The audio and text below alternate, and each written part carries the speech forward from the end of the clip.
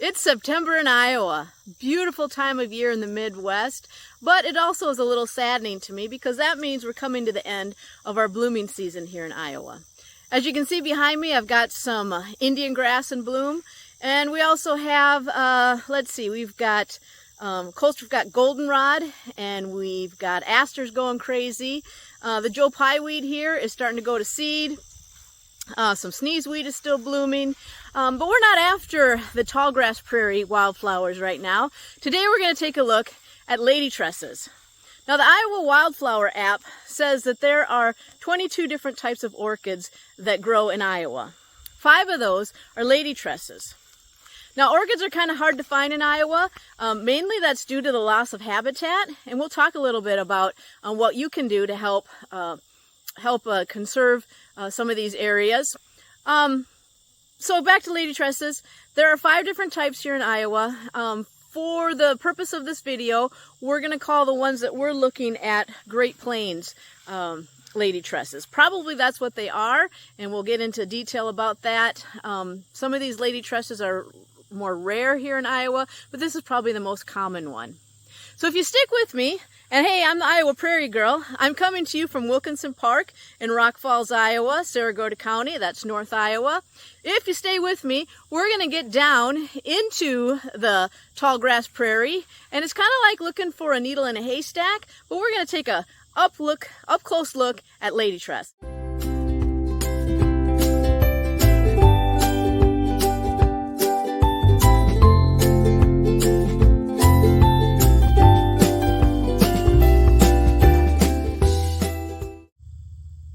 Okay, here we are down in the prairie. We are looking at a lady tresses, or a lady tress. I don't know if that's plural or if you can just say one. Anyway, here we are with our flower, and I am in an open prairie. Lady tresses you will find mostly in a fen or a bog or a marsh. They like wet areas, or they like wet prairies, and this is a kind of a wet prairie. This place, if it rains considerably, normally this is kind of a wet spot, and just about 50 yards from me here is a small fen. It's covered with Joe Pye weed right now, and so I'm sure there are lady tresses in that fen, but they would be kind of hard to find. This one, and there's probably 6 or 7, 8 of them around me here, is growing right off the side of a trail, and so it was easy to find. Although, like I said, it's kind of like finding a needle in the haystack when you're looking in a tall grass prairie. So it is the first week in September.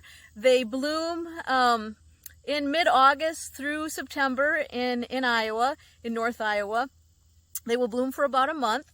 They bloom from the bottom up, and normally the blossoms on the bottom part of the plant are larger than the ones on the top, and they also contain more nectar on the bottom. The main insect that will visit these plants, and it's a good fall plant for the insects that visit it, but mostly it's visited by bumblebees. And so the bumblebee normally will start at the bottom of the plant and work its way up because there's more nectar down here. And it's also a good way, the plant, the flowers don't open up on the top as much as the ones on the bottom are open. These ones aren't open, and so it's a good way to prevent self-pollination, because as the bumblebee works its way up, it takes the pollen from this plant, but by the time it reaches here, these blooms are still closed, so then it takes off and goes and visits another plant, and again starts at the bottom and starts to work its way up. So as I understand it, there are 3 rows of blooms, or 3 inflorescences here on the plant, and each of them have flowers. And then as they come up the stem is erect, as you can see. It's a little bit hairy. It gets to be 4 to 16 inches tall. But as these inflorescences, how you ever say that, come up the plant, there's 3 of them, and they intertwine and they go around the plant kind of like a braid. And that's what tresses means. Tresses means curly or braid. So a lady's tress, when you say that name, it refers to this plant as looking like a lady's long hair braid. So these braids go around, and they're really hard to distinguish between, but basically they wrap around the stem here. And so each plant has about 48 different blooms. And as I said, they start at the bottom and go their way up. The larger ones at the bottom, smaller ones at the top.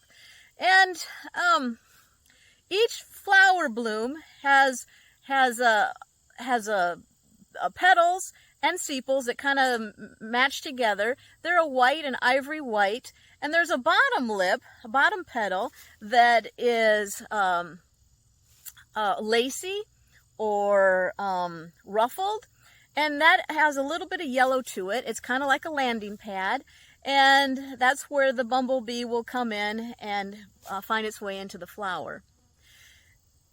Like I said, that bottom petal is really lacy, and I can see from here right now that it's ruffled. I'm not sure if I can get a picture or not, but I'll try to so you can see that bottom petal and see how lacy that is.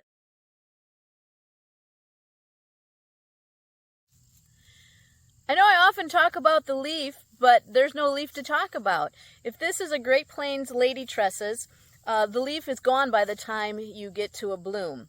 So if you do find a leaf, and I can have to tell you I've never seen a lady tress or identified a lady tress before the bloom, but the leaves are about 5.5 inches long and about 1/2 inch wide. They're lancet shaped, but they fade away or wilt away about 2 weeks before the flower actually blooms. The plant, it is a wildflower, but it does not have the deep wildflower roots like you would normally expect. It has very thick, shallow roots. Now, one site I read said that plants might spread by a rhizome from the roots. Another one said, no, they don't. So I don't know which one's true. Great Plains lady tresses are fragrant. That's one way to distinguish them from other lady tresses. This one is fragrant. I've taken a smell of it.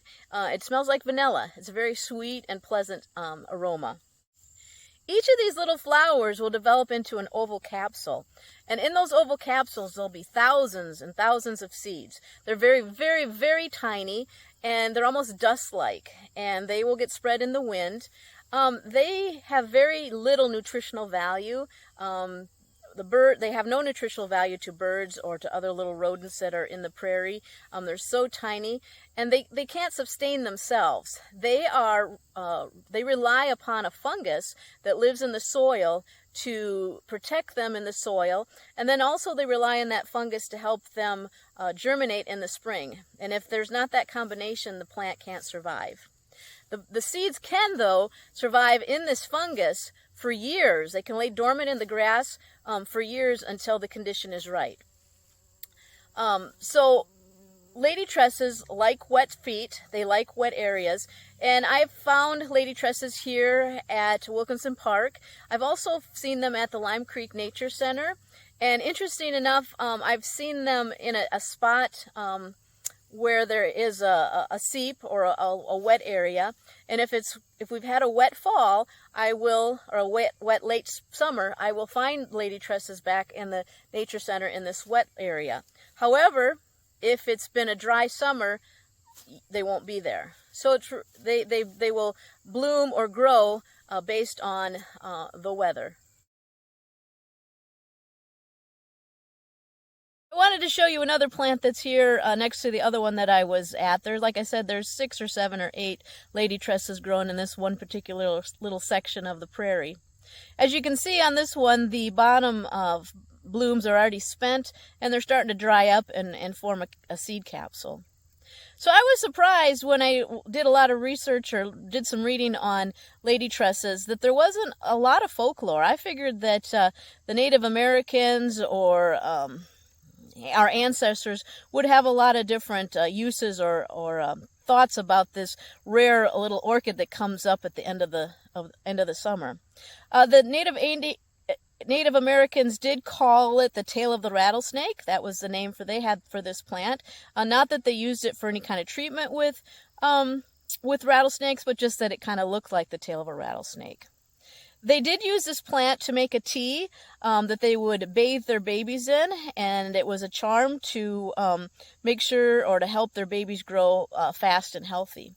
They also would make a charm with this plant for hunters, and it was to give the hunters good luck so that the game would come in close to their bow and arrow.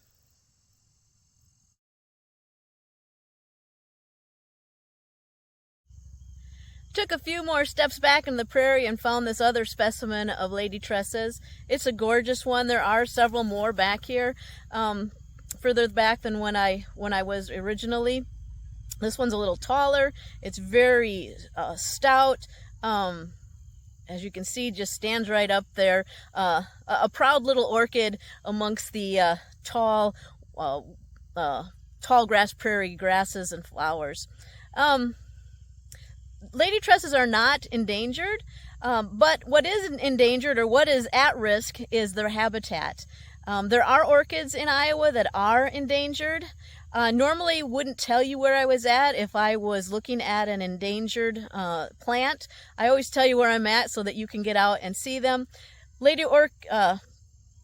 Lady tresses grow in all over Iowa. They grow in pretty much every state in central United States.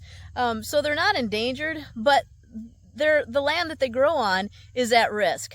And so I'd like to encourage you to, first, if you see an endangered plant, like a lady tresses, which is not endangered, but again, it's a rarity, or if you see an orchid or something else that's at risk, please don't pick it, don't dig it up, leave it where it's at. And then secondly, I'd like you to consider volunteering or donating to organizations that protect our land. So either your local nature center or conservation board, volunteer for them, or donate or volunteer for organizations like the Iowa Heritage Foundation, a wonderful organization here in Iowa that's helping preserve the land here in Iowa. Also, the Nature Conservatory, either here in Iowa or throughout the world. The Nature Conservatory works on protecting land. So hey, I'm the Iowa Prairie Girl, coming to you from the bottom of a prairie here, laying down here in the tall grass prairie looking at this beautiful orchid. As always, I hope that you find something wonderful. It might not have to be laying on the ground to find an orchid, but if you do, they're a wonderful thing to find.